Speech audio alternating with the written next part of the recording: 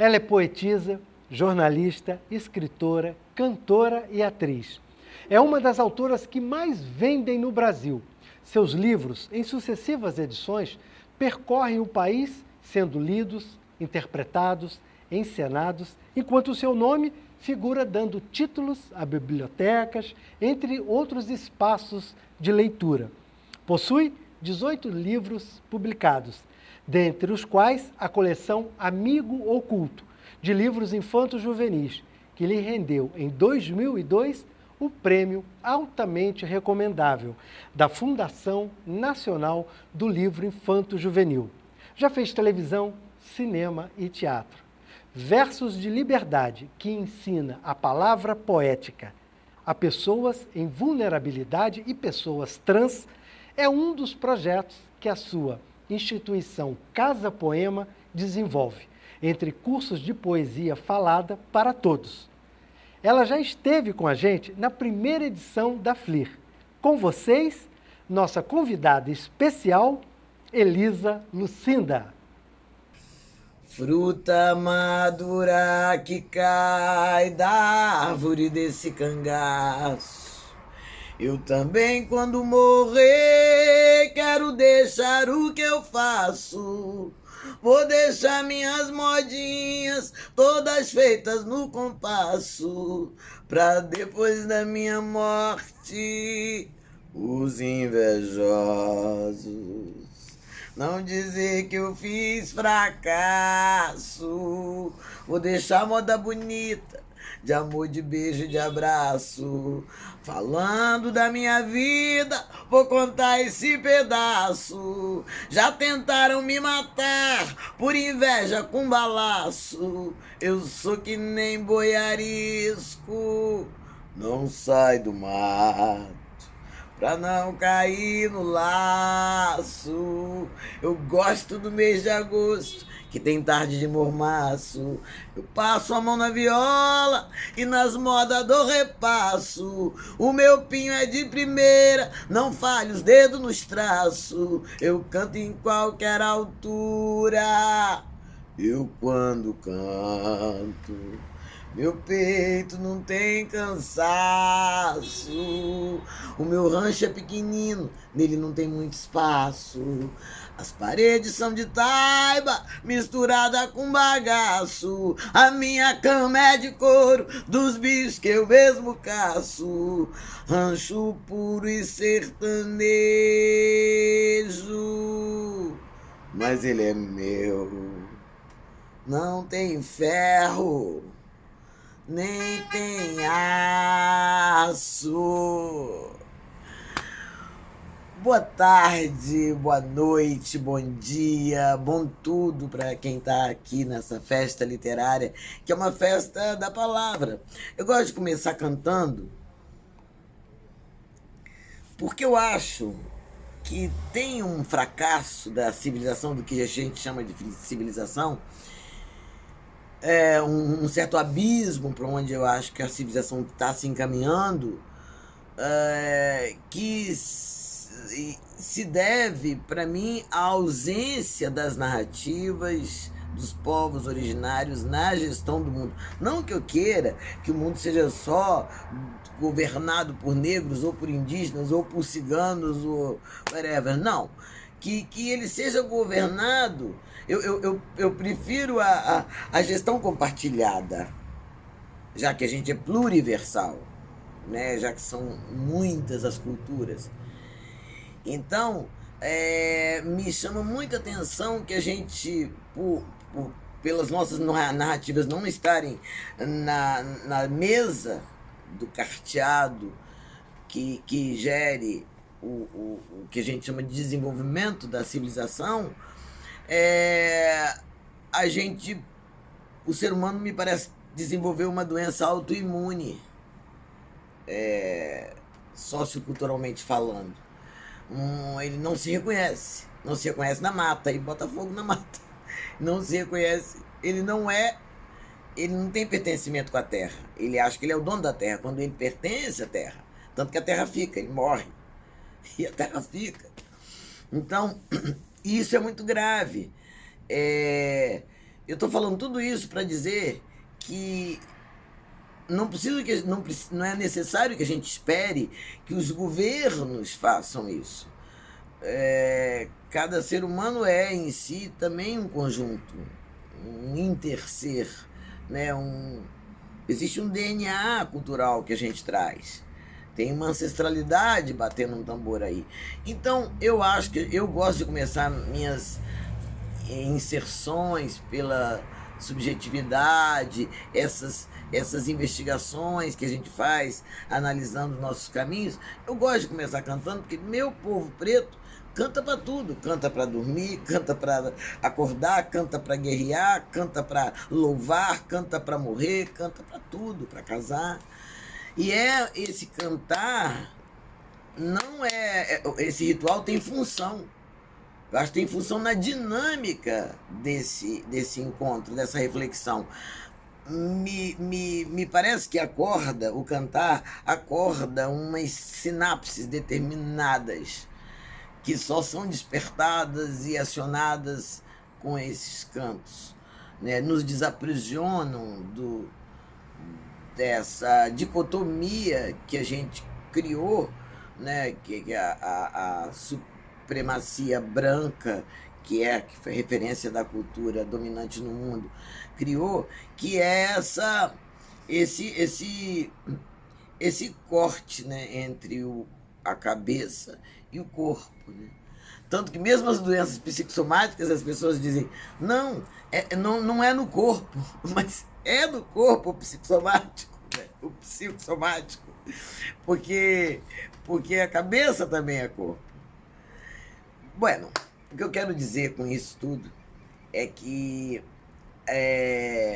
para fazer a viagem que eu quero fazer, que é uma viagem através da palavra, no reino da palavra, eu quis começar com essa música de Raul Torres, que é uma música sertaneja original de raiz, e eu acho muito interessante como ele começa dizendo: eu também quero fruta madura que cai da árvore desse cangaço, eu também quando morrer quero deixar o que eu faço. Assim, ver essa metáfora, porque o que eu acho que essa é a aula que a natureza nos dá toda hora, uma metáfora do que é nossa existência, né? As fases da lua, as estações, a diversidade imensa, né? Mas eu quero fazer uma digressão aqui sobre a palavra. A palavra é essa corriqueira que a gente usa para falar: ei, me dá aí. Não. Que a gente joga fora, sabe? Deixa. Essa. De todas as materialidades, de todas as abstrações, a que tem maior materialidade para mim é a palavra. Porque a palavra é um substantivo abstrato, mas ela tem força de ação, mais do que tudo, quase. Se alguém falar muito perto da minha cara, eu vou te dar um tapa na tua cara, a pessoa pode levar um outro, porque ao dizer isso muito próximo, eu já me bateu. E se ela tem essa força de ação, o que ela é, né? Primeiro que é criada do ser humano para o ser humano. A gente usa para bicho, mas é um assunto, um código humano, a palavra. E a gente... eu trago no meu coração cicatrizes que as palavras fizeram. Palavras que eu não queria ter ouvido. Jamais gostaria de ter ouvido. Ouvi e eu poderia tocar nessas cicatrizes. E sei que não estou sozinha. Então a palavra... vão pensando aí vocês, as coisas ruins que a palavra faz. Fere, machuca,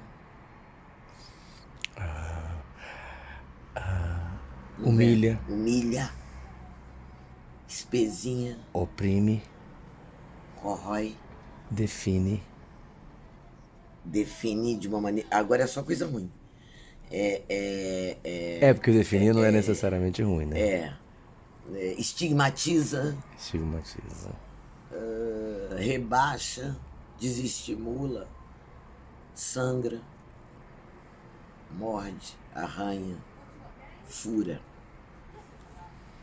e mata, adoece. Tem muitas coisas que as palavras fazem. Derrotam. Mas se essa palavra mata, fere, sangra, arranha, fura, derrota, humilha, ela também afirma, salva, cura, alivia, beija, ama, abraça, acolhe, ressuscita, estimula, levanta. Nossa Senhora, a palavra pode muita coisa. Eu conheço uma história de um pai de um... A mãe de um carcereiro, hoje se chama sócio-educador, né? Que esse carcereiro era daquelas casas de socioeducação, né? Para menores que cometeram delitos e tal. E eu conheci um que me disse assim, que ele tinha uma história muito incrível. Estava andando no Pelourinho, em Salvador, e lá pelas tantas, ele viu, a mãe dele estava andando já com seus 70 e poucos anos, andando, velhinha, bem mais para velhinha, né? Andando de noite, indo para casa. Aí vem em sua direção um rapaz. O rapaz vem andando para encontrar com ela, parecia, porque ele veio muito em direção a ela. E ela, quando ele chegou muito perto, ela falou: meu filho, que horas são? E ele então: eu ia assaltar a senhora, mas tem 10 anos que ninguém me chama de meu filho, repete. E abraçou ela. Abraçou ela, chorou no colo dela. Talvez ela tenha salvado a própria vida por causa de 2 palavras: meu filho. Então, isso eu acho que a gente usa pouco. Eu acho que a gente usa pouco os nossos recursos humanos. Recursos humanos, todos, estão à nossa disposição. A gente usa pouco, a gente canta, a gente pula, a gente assobia, a gente faz silêncio, a gente olha dentro do olho do nosso semelhante. Entende? E onde sem armas reais, materiais, nós estamos em condições iguais, com os nossos recursos, né? Então, antes de continuar a minha viagem pela palavra, lembrei uma coisa falando dos recursos humanos, só para lembrar. Chorar, por exemplo. Eu me lembro quando tinha uma coisa chamada ordem de pagamento. Logo que eu fui para o Rio, minha mãe e meu pai me ajudaram. Então mandavam umas ordens de pagamento para mim. E eu contava com aquele dinheiro. Era o dinheiro que eu ia pagar o meu aluguel. E um dia eu cheguei no banco e o cara falou: o sistema pode até ter depositado, mas o sistema está fora do ar. E eu falei: e agora? Agora só segunda-feira. Era uma sexta-feira. E eu comecei a chorar. Mas eu chorei muito. Eu chorei de propósito. Eu chorei porque era verdade. E também eu já tinha umas dorezinhas que estavam precisando ser choradas. Eu junto tudo num farnelzinho e choro. Aproveito. Então eu chorei, mas eu chorei com muita vontade. Com nenhum pudor. Sem nenhuma vergonha. Chorei. E aí começou: não, calma, veio o gerente. Toma esse café, eu não quero café, eu quero meu dinheiro. Eu confiei em vocês. Eu confiei em vocês no banco. Deixei aqui meu pão. Você tem que dar um jeito. E aí não parava de chorar, não vinha água, não quero água, eu quero meu dinheiro. Ninguém quer uma mulher chorando, com problemas com o banco. Entende? Arranjaram meu dinheiro. Mas Elisa, mas aí eu não sei, você é atriz. Não, meu amor, motivo para chorar todo mundo tem. Não é técnica. Você só aciona. Aciona, eu aciono minha dor, choro agora, pela morte da minha mãe. Jamais vou me curar dessa dor. É só acionar. Então, é isso, são recursos humanos com os quais nós devemos ter intimidade, para a gente poder dele se utilizar. Eu abuso disso. E na palavra, tem as pausas. As palavras dizem muita coisa. Por exemplo, um silêncio numa palavra, numa frase, pode dar moldura. Por exemplo, se alguém me manda assim, é pra puta que pariu, sei lá, ou qualquer coisa, me xinga de uma coisa agressiva, né? Vai tomar no cu, sei lá, que seja. E aí, eu, em vez de reagir imediatamente, eu dou se eu aguentar, eu seguro para ficar aquilo vai tomar no cu, vai tomando, aquilo vai fedendo, aquilo vai, entende? Normalmente a pessoa fala, ela não, se for um amigo, alguém próximo, tiver, aquilo fica muito mal para a última carta que aquele jogador botou na mesa.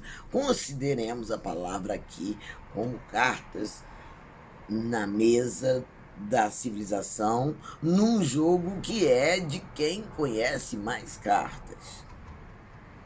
Ou quem com poucas cartas faz um bom furdunço. Entendeu? Essa intimidade com a palavra, para mim, é muito importante e se tornou, na nossa sociedade, em especial na brasileira, um modo de exclusão. Uma pessoa que estuda num colégio público, numa escola pública de baixa qualidade, como é a maioria da escola pública brasileira, esse menino, ele tem menos cartas na hora da decisão. Quando eu fui chamada, na hora de entrar no mercado, quando eu fui chamada para fazer um trabalho com a OIT, com os meninos que estão cumprindo medidas, minha empresa, minha instituição Casa Poema foi chamada, eu e Giovana bolamos esse projeto chamado Versos de Liberdade. E a ideia era chegar lá no presídio e falar para esses meninos, acioná-los no discurso. A gente não tem consciência de que a gente tem um tecido que sai da nossa boca. Um tecido, todo mundo forma um tecido. É bom usar as expressões do Tear com o texto, que são mesmo, tem o mesmo radical, né? Várias palavras, novelo, trama, ponto, são tudo palavras de texto e de tear, né? Então tem um tecido literário, tem um tecido poético, tem um tecido que sai da boca. Se eu uso muito a palavra mais, por exemplo, no meu tecido, pensando no estampado, toda vez que aparecer o mais, vai virar uma padronagem, como um estampado, né? Tem tecidos mais interessantes, outros menos. Tem tecidos com pausas imensas, que são lugares que ficam vazios, às vezes, vazios que não têm essência, então são silêncios que fazem lacunas. Mas tudo isso é coisa para a gente botar reparo e pensar se num recorte de desigualdade a gente tem desprezado ou considerado a palavra. Porque nesse convite, o fundamento do convite da Organização Internacional do Trabalho é de que eles fizeram um estudo onde se comprovou que a maioria dos meninos que cumprem medidas saem de lá eventualmente tecnicamente preparados para um curso de computação, preparados enfim, saem preparados, mas ficam reprovados na entrevista de emprego. Porque quem não sabe falar não levanta a cabeça. É como se faltasse um dente. Muito da meu desenrolar na minha circulação como um corpo negro numa sociedade racista, muito da minha segurança se deu por esse domínio da palavra. E isso fez eu... É como se fosse um passaporte. E tanto que eu cansei de ouvir de muitos brancos: nossa, mas como você fala bem! Que é um espanto meio estranho. É um espanto que tem como base a surpresa, né? É um espanto... Eu não esperava. Se continuasse o texto, se o texto tivesse a dose de sinceridade necessária, eu diria: eu não esperava, vindo de uma negra, um palavreado tão rico, seja lá o que for. É mesmo, dá pra gente perceber que quanto mais pobre, menos instrumentos nesse lugar, menos equipamentos, né? Menos equipado de palavras está esse cidadão. Então, eu penso que a cidadania e a palavra são mais parceiras, mais irmãs do que a gente pensa. Porque onde faltou pai, mãe e o Estado, talvez a palavra possa fazer uma organização. Não é à toa que é chamada língua mãe, sabe? Eu conheço várias pessoas que saíram de situações de extrema miséria, vários rappers e até a própria Carolina Maria de Jesus, que saíram da miséria na asa da palavra. Em algum momento ele teve acesso e foi embora com aquela palavra. Eu já estava, empiricamente eu achava isso. E fui confirmando. Um dia, a minha empregada, que eu adoro, agora não é mais, porque já se aposentou, a Val, minha querida Valéria Leide Falcão. Valéria Falcão, ela dizia assim, ela me contou uma história que uma vez foi fazer. Ela falou: Lisa, amanhã eu não vou trabalhar porque eu tenho que ir a um nefrologista. Eu não sabia até esse dia que nefrologia era um especialista era uma especialidade em rim. E aí eu falei: olha que interessante e tal. E ela foi, marcou, ela com um plano de saúde, foi fazer. Bom, chegou lá, entrou, plano de saúde, clínica particular. Ela entrou, o médico olhou para ela e da porta falou para ela: o que é? E ela disse: boa tarde para o senhor também. Eu trouxe um exame aqui que a minha ginecologista acha que na ultrassom apareceu uma pedra, uma possível pedra no rim, e eu gostaria que o senhor olhasse. Ele fez assim, da porta. Não, ele não mandou ela entrar. Da mesa dele para a porta onde ela estava, ele escreveu 5 remédios e falou: toma isso aqui. E ela disse: o senhor é um irresponsável.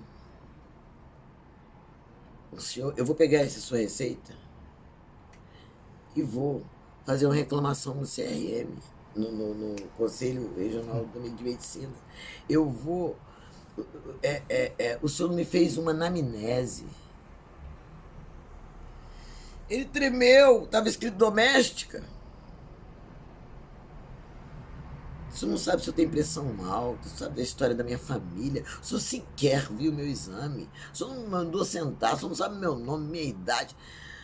O senhor tem ideia de quanto a sua irresponsabilidade custa ao país? Eu perdi um dia de trabalho.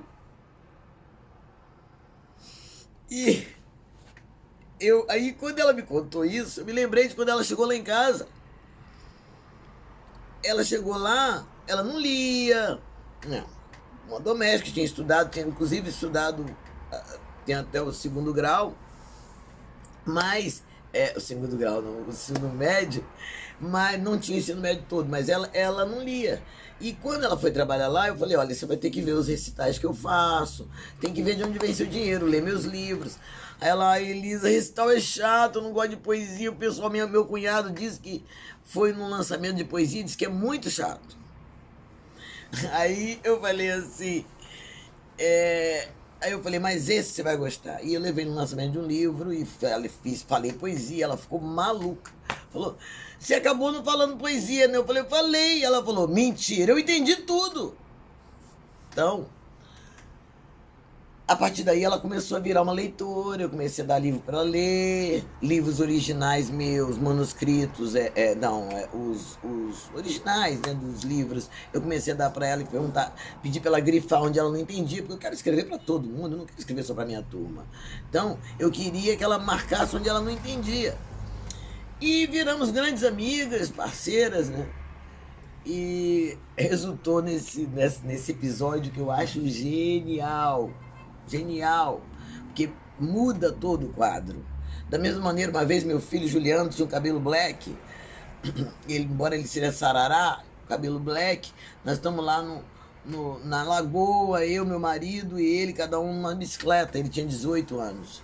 E aí era meu aniversário, a gente estava fazendo um passeio na lagoa e a polícia parou ele. Quando a polícia parou, eu falei, peraí, que é isso? Ele falou, não é com a senhora, não, é com ele. Aí eu olhei e o Juliano, meu filho, fez um sinal pra mim, pra eu esperar. Aí eu assisti a cena. Aí eu falei, aí o Juliano perguntou, qual é o... Bom dia, qual é a sua... Por que abordagem? Aspecto suspeito. Não conheço esse artigo. Eu quero saber quem é o seu superior, quem é o chefe da sua corporação. Senhor Wilson, Sargento Wilson, sei lá.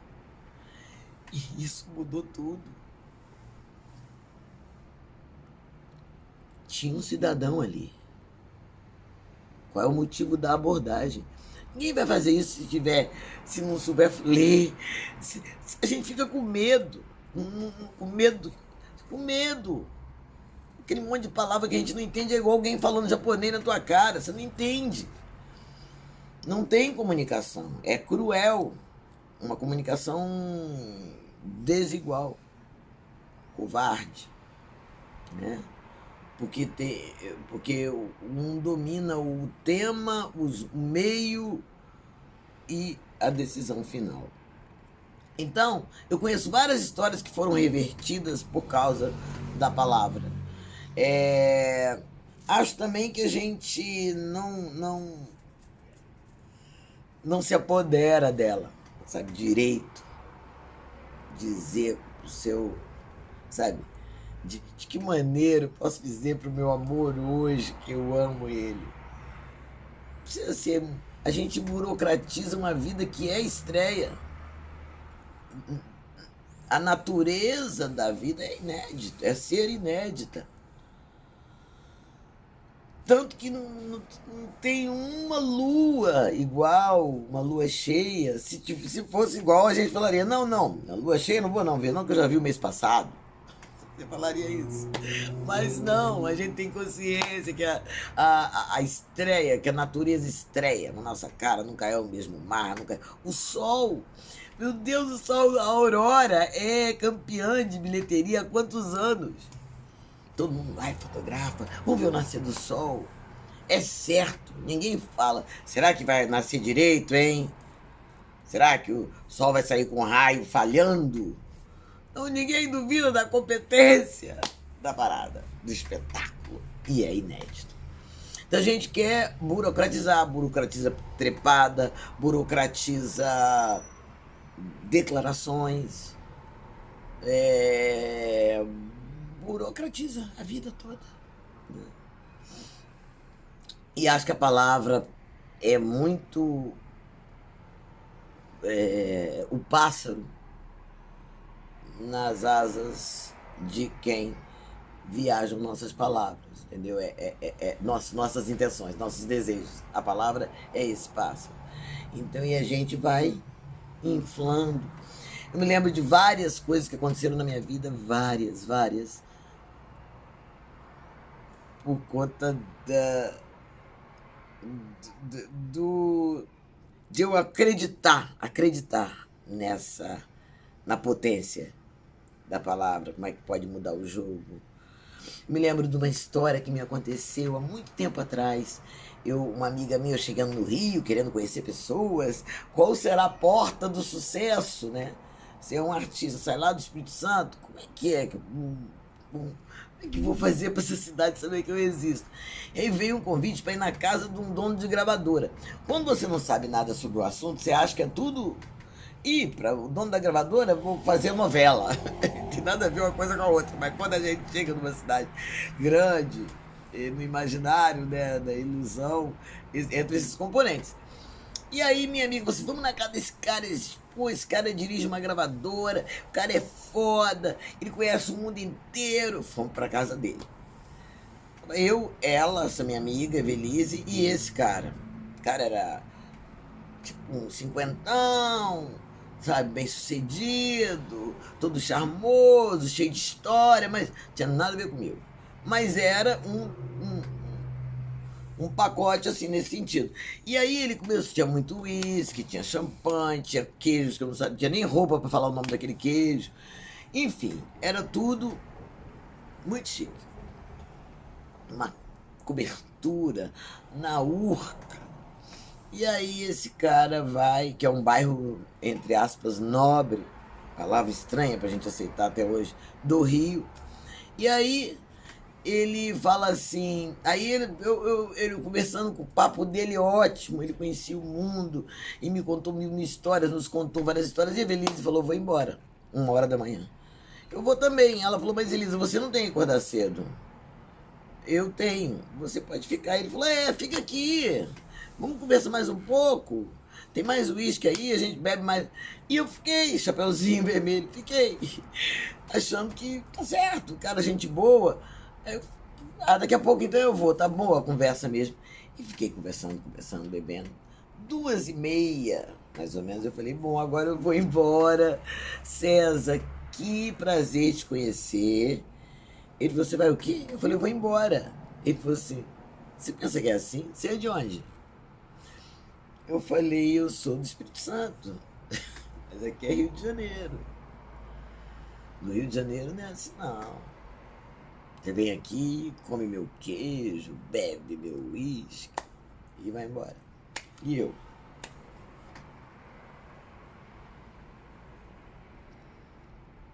Eu falei, eu mato Evelise.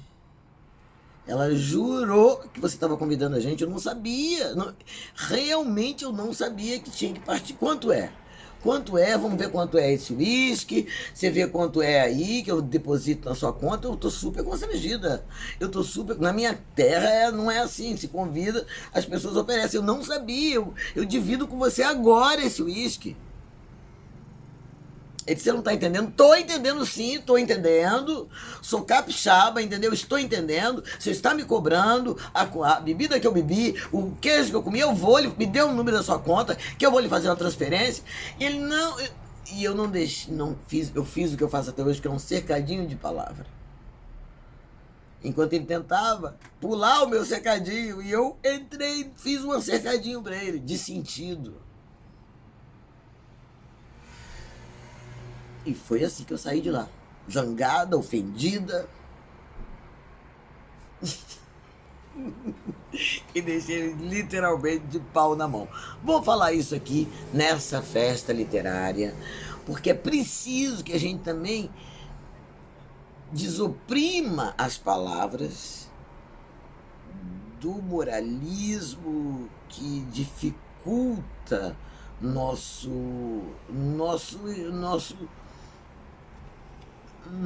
relação íntima com elas, né? Por exemplo, muitas palavras são muito oprimidas porque são da região do sexo. Você vê que a maioria dos palavrões, a maioria avassaladora, sofre por causa do moralismo. Então, merda talvez não tivesse tanto problema se não fosse problema do cu. O problema da merda é o cu. E o que é merda, meu Deus? O futuro do banquete. Simples assim. E aí a gente tem que explicar para uma criança isso. Como é que eu vou explicar para uma criança o crime do peido. Deve ter gente pensando, puxa, numa feira literária, ela falando essas coisas, isso é de baixo calão. E é outro entrave da humanidade. Uma humanidade que caminha a passos largos para longe de si. A primeira vez que eu tomei banho numa praia nudista, falei, que delícia, gente. Mas claro, depois que eu entendi, óbvio, banho você toma pelado. Estranho deve ser roupa de banho, olha o conceito, roupa de banho, entende? Eu quero fazer uma proposta. Já está quase terminando meu tempo. Vamos dar uma olhada. Primeiro dar uma olhada mesmo. Qual é o meu acervo? Que palavras eu tenho? Quais são as canções que eu sei? Que piadas? Tem gente que é casado há 20 anos. O cônjuge, sei lá, o parceiro é obrigado a rir da mesma piada, só tem uma. Tem gente que tem deficiência de adjetivos, igual tem deficiência de cálcio, sabe? Deficiência de adjetivo. O que você achou da palestra? Legal. E como é que é a casa que você mudou? Muito legal. E seu namorado? Legal. Meu Deus! O namorado é gostoso, a casa é espaçosa e a palestra foi inteligente. Muitos adjetivos que a gente reduz nossa potência nesse lugar, sabe? Então a minha proposta é dar uma olhada no seu acervo, no jeito como é que você se declara o seu amor, no jeito como o que você diz. As palavras nos revelam. Eu lembro de uma amiga falando pra mim assim, Elisa, eu tô sozinha porque eu sou muito exigente. Eu falei, você é quem? Você é o que é a rainha da Bélgica? Quem é você? Porque eu sou muito exigente. É de um lugar, parece... Entende? Os outros também são exigentes, querida. É preciso que a gente se escute. Por exemplo, eu não vou, ô Souza, eu não vou me sujar por causa de 50 mil. Ela não está dizendo que é um limite ético. É um limite de preço. E a palavra que está dizendo, não sou eu que estou dizendo. É a palavra que revela.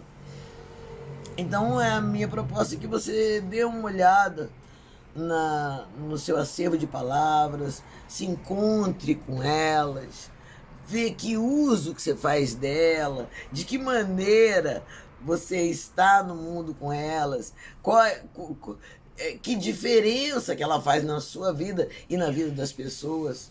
Pensando nas palavras como cartas, quais são as suas? Quais você deita na mesa? Quais? Né? Eu vou terminar com um versinho, um pedaço de um verso meu, que chama Herança ou o Último Quilombo. E eu acho que nós temos muito, o nosso povo brasileiro tem em seu dicionário muitas palavras ainda escravagistas, que sobraram, resíduos, né? Como a gente está encontrando com isso, e eu tenho gostado de falar esse poema, eu estou a fim de terminar com ele, com esse fragmento. Por mim, não passarão com facilidade aqueles que ainda creem na superioridade de uma etnia sobre outra. Por mim, pelo gume de minha palavra alta e rouca, não se sobreporão fascistas, machistas, fascistas, ou racistas, ou qualquer um que tente me calar, amordaçar minha boca. Não mais haverá prisões, ó grande nave louca, pra minha palavra solta.